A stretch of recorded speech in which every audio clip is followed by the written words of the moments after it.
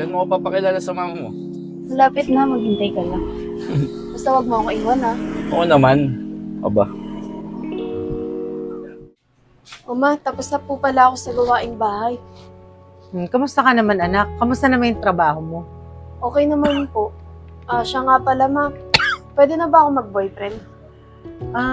Okay lang naman. Basta ingatan mo palagi yung sarili mo para hindi ka matulad sa akin.